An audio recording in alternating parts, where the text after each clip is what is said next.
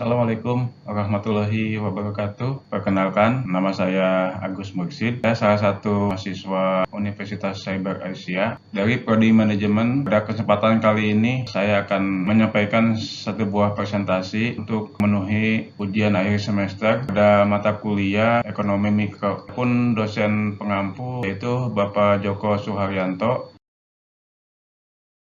Kebutuhan energi listrik pada saat ini harus mengalami peningkatan seiring dengan pertumbuhan ekonomi, tambahan jumlah penduduk, dan pertumbuhan pembangunan. Listrik sudah menjadi kebutuhan yang mendasar bagi masyarakat dan industri. Berdasarkan data PLN bahwa peningkatan kebutuhan listrik sudah mencapai 8,5% per tahun. Apabila peningkatan ini tidak dibarengi dengan peningkatan sumber listrik yang baru, bisa dipastikan akan mengalami krisis energi. Terdapat banyak sumber listrik yang dibangun guna mencukupi kebutuhan masyarakat dan kebutuhan industri. Di antaranya adalah ada PLTA, kemudian ada PLTG, ada PLTU, lalu ada pembangkit listrik tenaga mini hidro, serta pembangkit-pembangkit yang lainnya.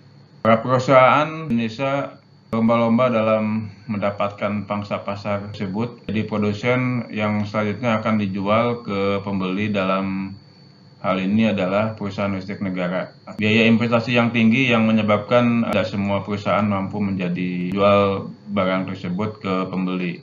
Pasar adalah sekumpulan pembeli dan penjual dari sebuah barang atau jasa tertentu. Pembeli sebagai sebuah kelompok atau menentukan permintaan terhadap produk dari para penjual sebagai kelompok yang menentukan penawaran terhadap produk itu sendiri. Metode penelitian ini saya dapatkan berdasarkan hasil studi literasi, pustaka, kemudian berdasarkan juga hasil wawancara via telepon dengan salah satu staf karyawan perusahaan pembangkit listrik tenaga mini hidro di Bengkulu.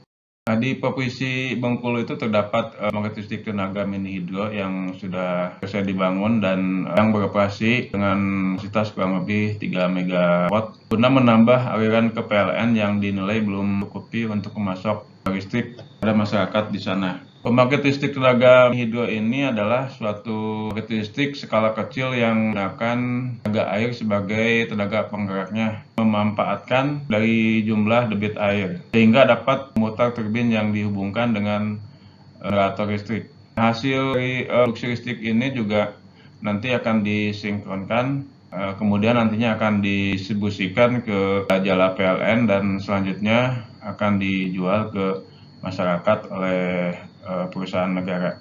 Adapun data-data yang didapat sebagai berikut, harga listrik yang dijual per kWh tiap produksi sudah ditentukan oleh pembeli dan sudah disepakati sebelumnya. Investasi yang dikeluarkan untuk proyek ini juga terbilang sangat mahal, besar. Selain peralatan yang didatangkan dari luar negeri, juga lokasi pembangunan proyek ini juga terletak di pelosok pegunungan, di mana sumber air yang menjadi kunci keberhasilan dari sebuah pembangkit listrik tenaga mini hidro ini. Operasional dan perawatan dalam pelaksanaan produksi dan perawatannya tentu saja memerlukan biaya yang besar. Biaya yang dikeluarkan diantaranya untuk membayar gaji karyawan atau pegawai, pembelian suku cadang, bayaran pemakaian air sungai ke pemerintah setempat, dan tentu saja juga ada penyusutan aset yang dipakai. Dan kualitas hasil produksi, guna memenuhi pasokan target yang disepakati, perusahaan harus mencapai target produksi yang sudah ditentukan oleh pembeli. Apabila pasokan tidak tercapai, perusahaan akan terkena komplain dari pembeli. Namun apabila pasokan itu melebihi target, maka kelebihan itu tidak dibayarkan oleh pembeli.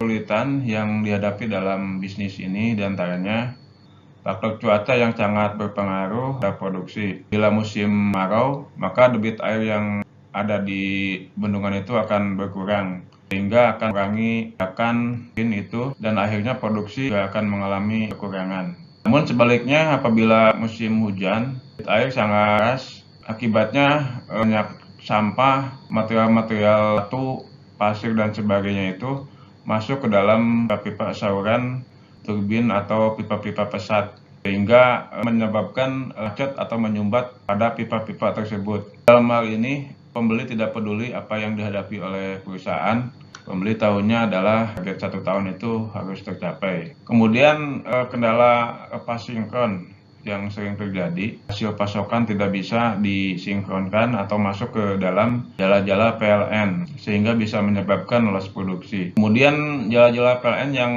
masih tradisional masih berupa kawat-kawat yang tidak terisolasi atau terbungkus sehingga bisa menyebabkan banyaknya intervensi atau hambatan alam yang proses distribusi listrik tersebut.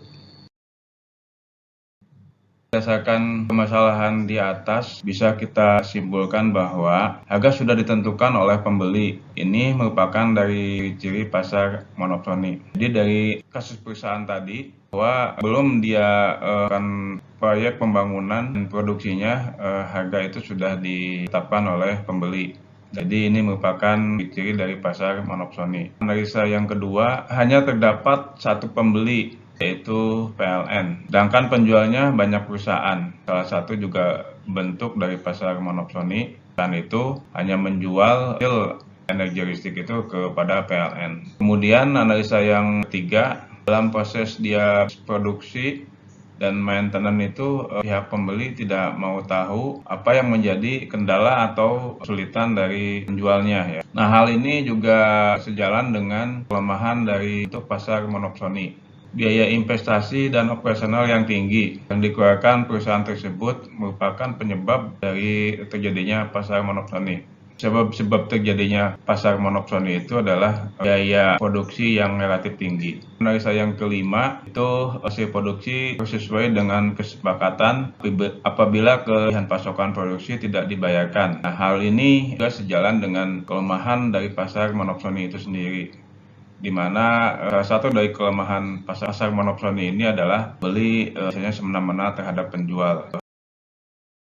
Dari hasil pemaparan di atas dapat tarik beberapa kesimpulan bahwa perusahaan yang menjual barang kepada satu pembeli itu disebut monopsoni.